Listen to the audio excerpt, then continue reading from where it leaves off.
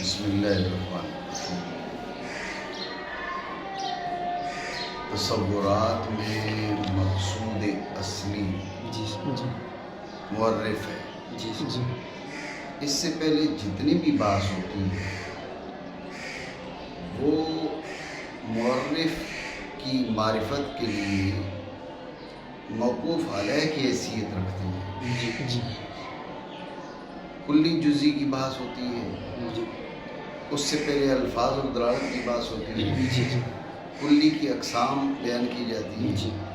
کیوں کلی کی اقسام اس لیے بتائی جا رہی ہیں کہ کون سی کلی دوسری کلی کے ساتھ ملے گی تو حد بنے گی، کون سی ملے گی تو رسم بنے گی۔ یعنی اب تک جتنی گفتگو ہے وہ مورف کی معرفت کے لیے ہوتی رہی ہے۔ یہاں سے خود مورف کا بیان کر رہے ہیں۔ ٹھیک ہے نا؟ اس مقام کو یوں بھی آپ کہہ سکتے ہیں کہ مورف میں گفتگو دو طرح سے ہوتی ہے، اس کے مادہ کے بارے میں، دوسرے اس کی صورت کے بارے میں۔ یہاں تک جو گفتگو ہے وہ اس کے مادہ کے بارے میں ہے، یہاں سے مورف کی صورت کا بیان کرتے ہیں۔ بات آپ سمجھے؟ یوں بھی آپ ربط کی تقریر کر سکتے ہیں اور یوں بھی کر سکتے ہیں کہ یہاں تک جو ہے وہ گفتگو موقوف علیہ اور مورف سے متعلق مورف کی معرفت کے لیے امور ضروریہ کے بارے میں بیان ہوتا رہا، یہاں سے خود مورف کا بیان ہو رہا ہے۔ بات آپ سمجھے؟ تو ربط کی تقریر دونوں طرح آپ کر سکتے ہیں۔ ذہن میں رکھیں، سب سے پہلے سمجھیں کہ مورف کیا ہے۔ ما يحمل على الشيء لإفادة تصوره، ما يحمل على الشيء لإفادة تصوره، ما يحمل على الشيء لإفادة تصوره، وہ امر جو شے پر محمول ہو۔ ذہن میں رکھے جو محمول نہ ہو وہ نکل گئے۔ بات سمجھے؟ وہ امر جو شے پر محمول ہو، تو جو محمول نہ ہو وہ نکل گئے۔ اب محمولات بہت سے ہوتے ہیں۔ زید قائم، اب قائم زید پہ محمول ہے، لیکن افادہ تصور کے لیے نہیں ہے، یہ بتانے کے لیے بھی زید کھڑا ہے، زید کی حالت بتانے کے لیے۔ زید ابن عمر، زید کا نسب بتانے کے لیے۔ بات سمجھے؟ وہ محمول جو افادہ تصور کے لیے محمول ہو، جو موضوع کے تصور کا فائدہ دے، وہ محمول جو موضوع کے تصور کا فائدہ دے، یہ جو محمول ہے یہ محمول مورف ہے۔ مورف کیا ہے؟ ما یحمل علی الشیء لافادۃ تصورہ، وہ محمول شے کا جو اس کے تصور کا افادہ کرے، شے کا وہ محمول جو اس کے تصور کا فائدہ دے۔ بات سمجھے؟ جو تصور کے فائدہ کے لیے اس پر معمول ہو، یہ کیا ہے؟ یہ مورف ہے۔ بات سمجھے؟ یہ مورف کی تعریف ہے، مانا کریں یہ فصل ہے تعریفات کی بیان میں۔ شیخ مورف عمر ہے جو شے پر معمول ہو، اس کے تصور کی افادہ کے لیے۔ ذہن میں رکھیں مورف کی چار قسمیں: حد تام، حد ناقص، رسم تام، رسم ناقص۔ ٹھیک ہے؟ دیکھا جائے گا کہ جو تعریف ہے وہ فصل کے ذریعے ہے یا خاصہ کے ذریعے ہے۔ اگر فصل کے ذریعے تو حد، خاصہ کے ذریعے تو رسم۔ پھر دیکھا جائے گا کہ فصل قریب کے ذریعے، فصل کے بجائے فصل قریب کے ذریعے، تعریف فصل قریب کے ذریعے ہے یا خاصہ کے ذریعے ہے۔ فصل قریب کے ذریعے تو حد، خاصہ کے ذریعے تو رسم۔ پھر فصل قریب کے ساتھ جن سے قریب ہے یا جن سے قریب نہیں ہے۔ اگر فصل قریب کے ساتھ جن سے قریب تو حد تام، فصل قریب کے ساتھ جن سے قریب نہ ہو، عام عظیم جن سے بعید ہو یا وہ بھی نہ ہو، بس جن سے قریب نہ ہو، جن سے بعید ہو یا وہ بھی نہ ہو، باہر صورت حد ناقص۔ سمجھے؟ وہی بات دیکھی جائے گی خاصہ کے ساتھ۔ خاصہ کے ساتھ جن سے قریب ہے یا جن سے قریب نہیں ہے۔ جن سے قریب ہے تو رسم تام، جن سے قریب نہیں ہے عام عظیم جن سے بعید ہو یا وہ بھی نہ ہو، جن سے بعید ہو یا وہ بھی نہ ہو، باہر صورت رسم ناقص۔ یہ چار قسمیں۔ بات سمجھیے؟ دوبارہ سمجھیے توجہ سے۔ تعریف کی 4 قسمیں: حد تام، حد ناقص، رسم تام، رسم ناقص۔ وجہ حسر یہ ہے کہ دیکھا جائے گا کہ تعریف وہ فصل قریب کے ذریعے ہے یا خاصہ کے ذریعے ہے۔ اگر فصل قریب کے ذریعے ہو تو حد، خاصہ کے ذریعے ہو تو رسم۔ فصل قریب میں دیکھا جائے گا کہ اس کے ساتھ جن سے قریب ہے یا جن سے قریب نہیں ہے۔ اگر جن سے قریب بھی ہو، فصل قریب ہے اور جن سے قریب بھی ہے تو حد تام۔ فصل قریب ہے اور جن سے قریب نہیں ہے، جن سے بعید ہے، جن سے بعید بھی نہیں ہے، جن سے بعید ہو جب بھی حد ناقص، جن سے بعید بھی نہ ہو فقط فصل قریب ہو جب بھی حد ناقص۔ یہ تفصیل ہے خاصہ کے بارے میں۔ خاصہ کے ساتھ دیکھا جائے گا کہ جن سے قریب ہے جن سے قریب نہیں ہے۔ جن سے قریب ہے تو حد رسم تام، اور جن سے قریب نہیں ہے عام مزید جن سے بعید ہے یا جن سے بعید بھی نہیں ہے، جن سے بعید ہو تو رسم ناقص، اور جن سے بعید بھی نہ ہو جب بھی رسم ناقص۔ اکیلے خاصہ ہو جب بھی اس سے رسم ناقص ہو جاتی ہے۔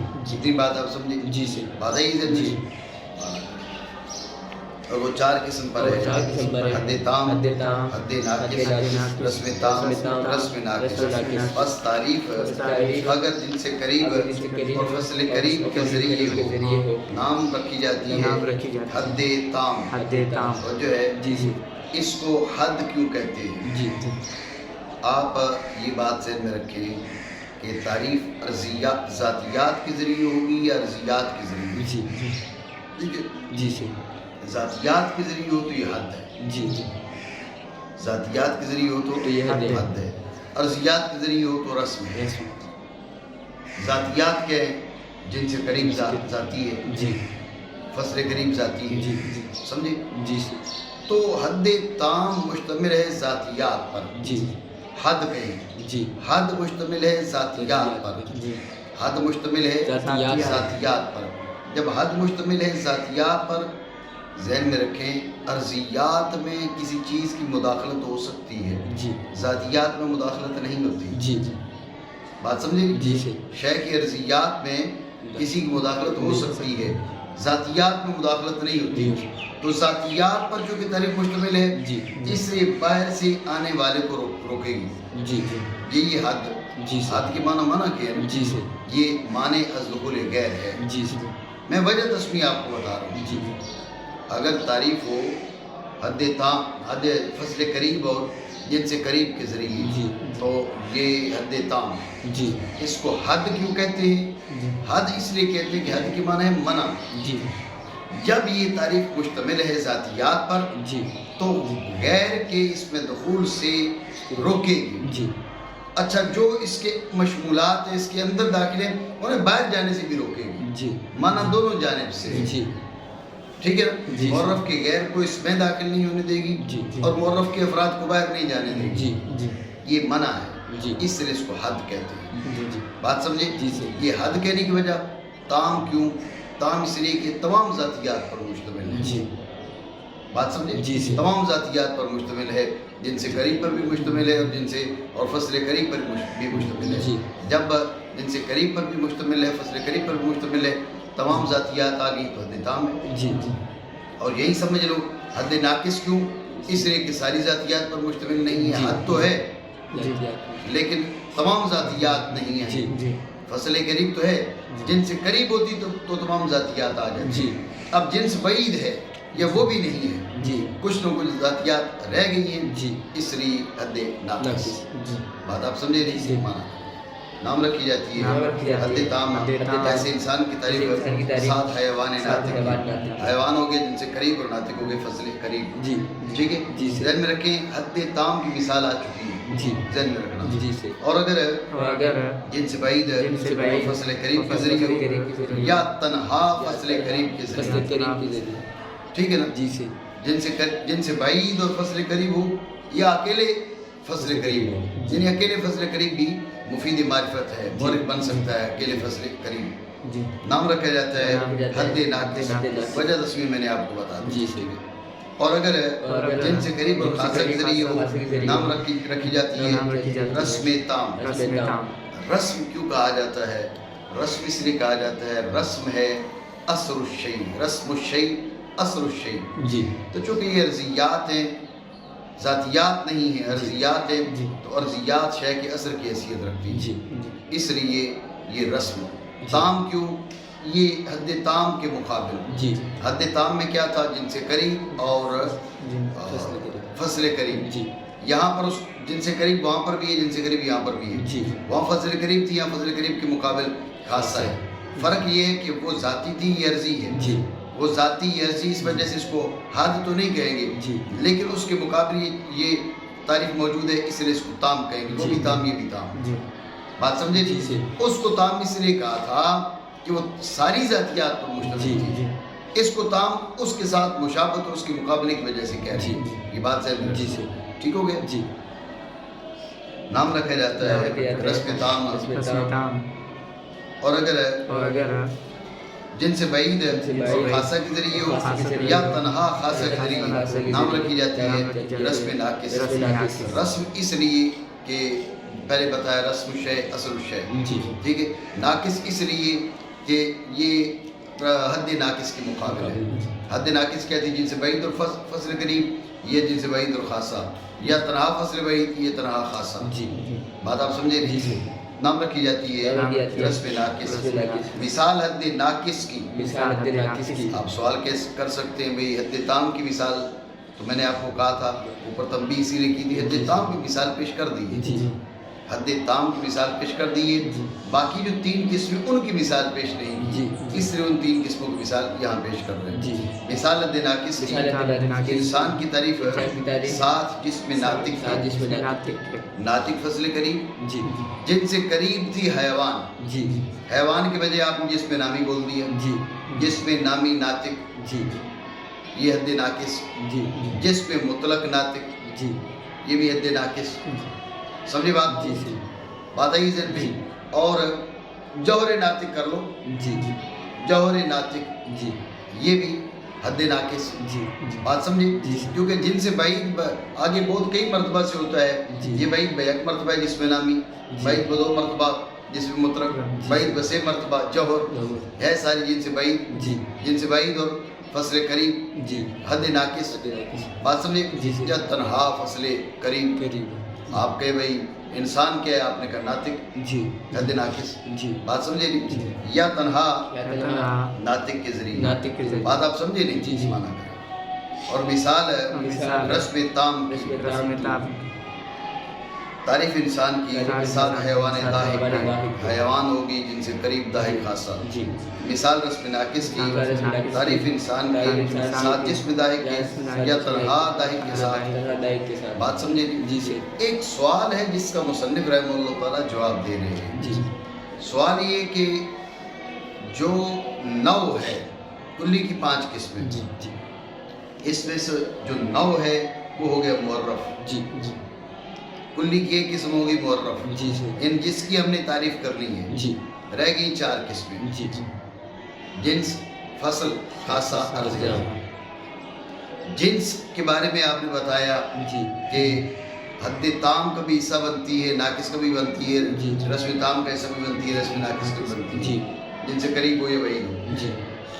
فصل کے حد تام اور ناقص میں حصہ بنتی ہے. خاصہ رسم تام ناقص میں حصہ بنتا ہے.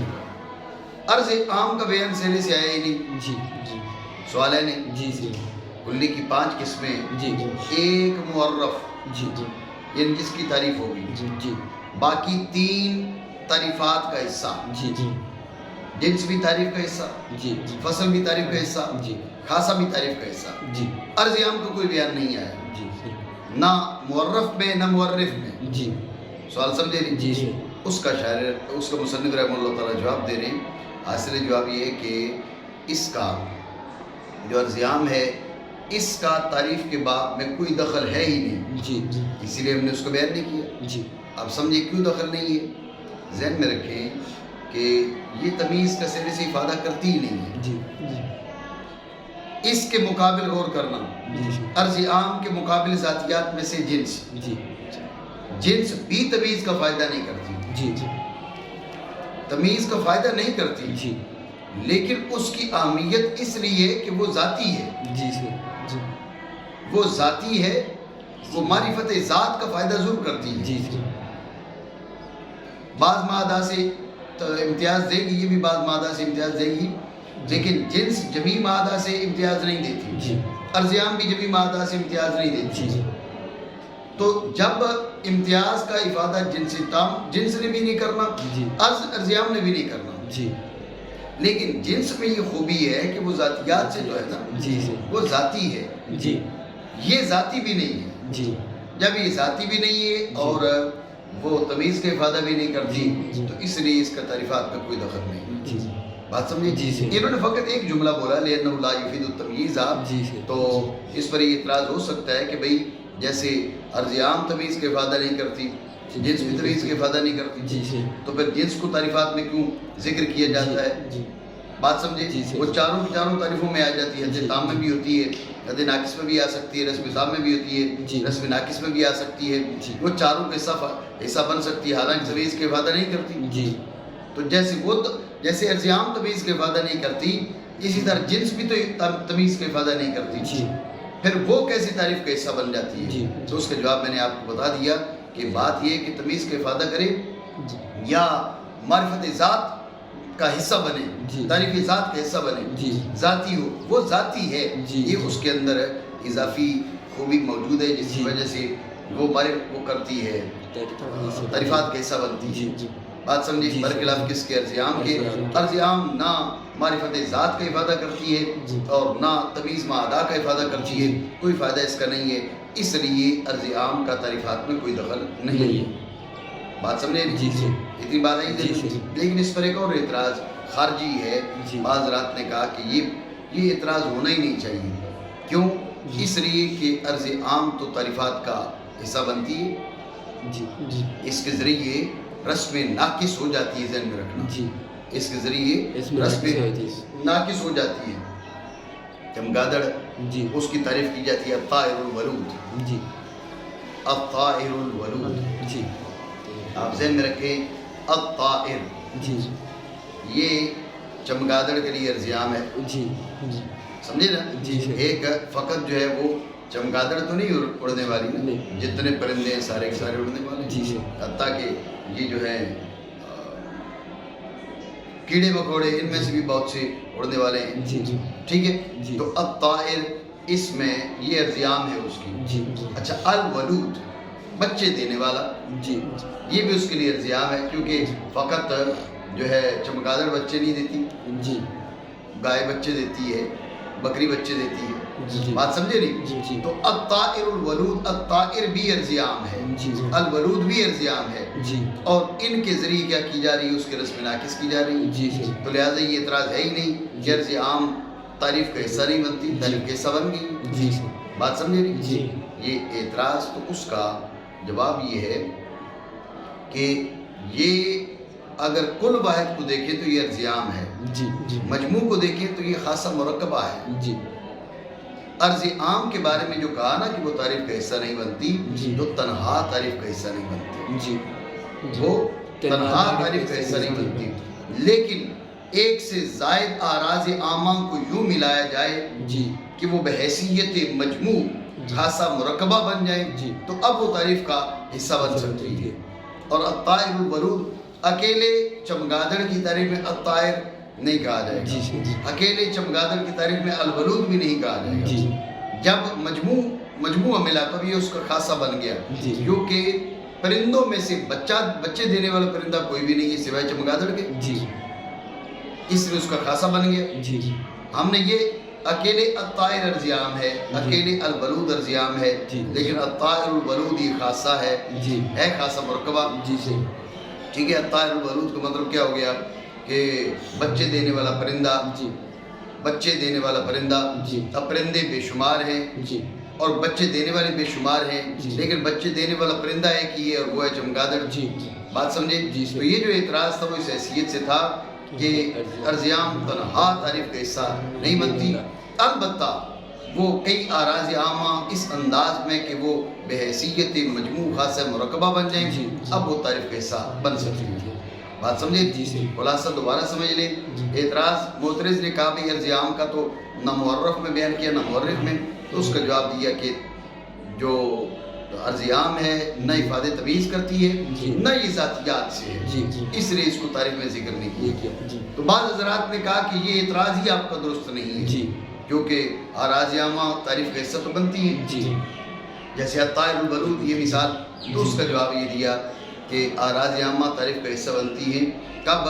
جب کہ کئی آراز عامہ مل کر خاصہ مرکبہ بن جائے۔ جی جی یہ جو اعتراض ہے وہ اس حیثیت سے ہے کہ تنہا عرض عام تعریف کا حصہ نہیں جی ہے۔ بات آپ جی سمجھیں، کیونکہ نہیں فائدہ کرتی تمیز کا۔ تمیز کا یہ ایک چیز یہاں سمجھ لیں، یہ بطور تتمہ یہاں بیان کر رہے ہیں، غور کریں۔ تعریف کی دو قسمیں ہیں، جی تعریف حقیقی، تعریف لفظی۔ جی تعریف حقیقی، تعریف تعریف لفظی۔ لفظی۔ تعریف حقیقی اور تعریف لفظی کے بیچ کئی انداز میں، کئی طریقوں سے فرق کیا جاتا ہے۔ آپ سادہ لفظوں میں سمجھیں، جی جی آسان لفظوں میں جی دیکھا جائے گا کہ تعریف جو ہے وہ صورت غیر حاصلہ کی تحصیل کا افادہ کر رہی ہے، جی جی یا صورت حاصلہ کی تعیین کا افادہ کر رہی ہے۔ جی تعریف جی صورت غیر حاصلہ کی تحصیل کا فائدہ دے رہی ہے، جی یا صورت حاصلہ کی نشاندہی کر رہی ہے۔ صورت غیر حاصلہ کی تحصیل کا فائدہ دے، جی جی یہ ہے تعریف حقیقی، جی اور صورت حاصلہ کی نشاندہی کا فائدہ دے، یہ تعریف لفظی۔ تو بات سمجھے نہیں؟ جی صحیح ہے جی جی جی سے آپ غور کریں، آپ کو معلوم نہیں ہے کہ انسان کیا ہے، جی اب آپ کو بتایا کہ حیوان ناطق ہے، جی جی ٹھیک ہے نا؟ جی ایک صورت آپ کے ذہن میں سرے سے حاصل ہی نہیں تھی، جی جی اب تعریف کے ذریعے حاصل ہو گئی، یہ تعریف حقیقی ہے۔ جی جی تعریف لفظی کی مثال سمجھو، بات واضح ہو جائے گی۔ جی اب مجھے کہا گیا کہ فلاں طالب علم جو ہے وہ اس کا یہ مسئلہ، کوئی بات اس کے بارے میں کی گئی، جی میں نے کہا یار کون سا طالب علم، جی میرے ذہن میں تو نہیں آ رہا، جی ٹھیک ہے؟ آپ نے اس کی کوئی علامات بتائیں، جی یہ جو کل ادھر بیٹھا ہوا تھا، میں نے کہا اچھا یہ اب یہ اس کا خاکہ ایک تصور ذہن میں موجود ہے، جی جی لیکن جب آپ نے اس کا نام لیا تو ذہن وہاں نہیں پہنچا۔ جی آپ نے کوئی ایسے جملے بولے کہ اس کی نشاندہی ہوگی، اس کی صورت پہلے ذہن میں حاصل ہے، جی صورت ذہن میں حاصل ہے، نشاندہی کر دیا۔ جی یہ جو تعریف ہے اس نے کیا کیا، اس کی نشاندہی کر دی۔ جی جی السودانہ، سودانہ، جی یہ سودانہ کیا بلا ہے؟ کہیں بوٹی ہے، جی یہ کیا ہے؟ بوٹی۔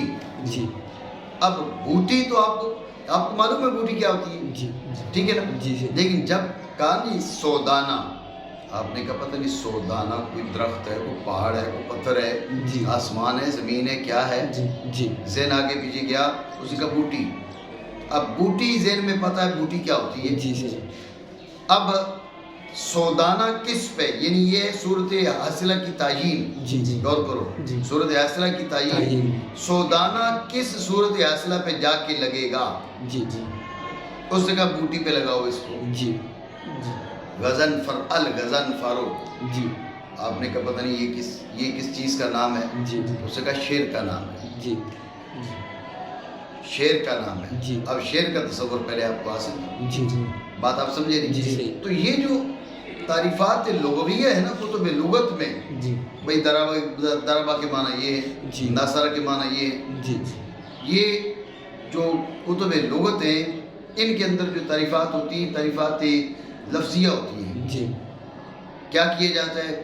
ایک زیادہ واضح لفظ کے ذریعے اس کی وضاحت کر دی جاتی ہے، جی بات سمجھے؟ جی ایک لفظ کو رکھا جاتا ہے اور دوسرے لفظ کے ساتھ اس کے معنی بیان کر دیے جاتے ہیں۔ جی جی یہ عربی سے اردو میں تو زیادہ آسانی سے سمجھ جاؤ گے، جی عربی ٹو عربی بھی ایسے کیا جاتا ہے، جی لیکن عربی سے اردو، جی اب دیکھو عربی میں وہ لفظ رکھا جاتا ہے الاسدو، جی آپ نے کبھی الاسدو پتہ نہیں کیا بلا ہے، جی اس کا شیر، جی جی تو شیر کا تو پتہ ہے نا شیر کیا ہوتا ہے، سمجھے؟ جی تو وہ کا الحمار، اس نے کہا پتہ نہیں حمار کیا چیز ہے، اس نے کہا گدھا ہے اور کیا چیز ہے، سمجھے بات؟ الفیل، بھئی الفیل پتہ نہیں کیا چیز ہے، جی اس نے کہا ہاتھی ہے، ہاتھی کا تصور آپ کو موجود ہے، جی بات سمجھ میں آئی نہیں جی ہے؟ یعنی صورت صورت حاصلہ کی تعیین کرے تو تعریف لفظی ہے، جی صورت غیر حاصلہ کی تحصیل کرے تو تعریف حقیقی ہے۔ تعریف کی دو قسمیں، تعریف حقیقی، تعریف لفظی۔ تعریف حقیقی وہ تعریف ہے جو صورت غیر حاصلہ کی تحصیل کا فائدہ دے، جی جی اور تعریف لفظی جو صورت حاصلہ کی تعیین کا فائدہ دے۔ جی بات سمجھے؟ جی سے تو یہ جو ہے حد تام، حد ناقص، رسم تام، رسم ناقص، جی یہ چاروں قسمیں تعریف حقیقی کی۔ جی اب یہاں بیان کر رہے ہیں تعریف لفظی۔ جی جی تعریف کبھی ہوتی ہے حقیقی، جیسے کہ ہم نے ذکر کیا، اور کبھی ہوتی ہے لفظی۔ ہاں، تو میں نے آپ کو دونوں میں فرق بتاتے ہوئے کہا کہ تعریف حقیقی وہ ہوتی ہے جو صورت غیر حاصلہ کی تحصیل کا فائدہ دے، تعریف لفظی وہ ہوتی ہے جو صورت حاصلہ کی تعیین کا فائدہ دے۔ اور یہ بھی آپ کو بتایا کہ ان دونوں کے بیچ فرق کرنے کی اور بھی کئی صورتیں ہیں۔ جی انہوں نے جو تعریف کی ہے تعریف لفظی کی، ما یقصد به تفسیر و مدلول اللفظ، جی ایک لفظ ہے، اس کے مدلول کی وضاحت، جی اسد کیا ہے، جی جی قاضی شعر ہے، جی اسد کے مدلول کی وضاحت، جی غضنفر کے مدلول کی وضاحت، جی سودانہ کے مدلول کی وضاحت، جی ٹھیک ہے نا؟ جی سے وہ تعریف جس کے ذریعے لفظ کے مدلول کی وضاحت مطلوب ہو، لفظ کے مدلول کی تفسیر مطلوب ہو، جی جی لفظ کے مدلول کی تفسیر مطلوب ہو، یہ تعریف لفظی ہے۔ جی سے اور صورت غیر حاصلہ کی تحصیل مطلوب ہو، وہ تعریف حقیقی ہے۔ جی بات سمجھے؟ جی جی معنی کریں، وہ ہے کہ مقصود ہو اس سے لفظ کے مدلول کی تفسیر ہے، مثل ان کے قول کے سودانہ بوٹی ہے۔ جب کہا نا سودانہ، آپ نے کہا پتہ نہیں یہ کسی عورت کا نام ہے، کیا ہے؟ جی جی سودانہ کا بھی بوٹی ہے، بوٹی۔ جی تو اب لفظ کا مدلول کیا تھا اس کی وضاحت کر دی۔ جی سے غضنفر ہے، اسد ہے، اسد ٹھیک ہو گیا۔ یہاں پر یہاں پر مکمل ہوئی تصورات کی بات، تصورات یعنی مورخ، قول شاعر، مراد دیتا ہوں میں قول شاعر۔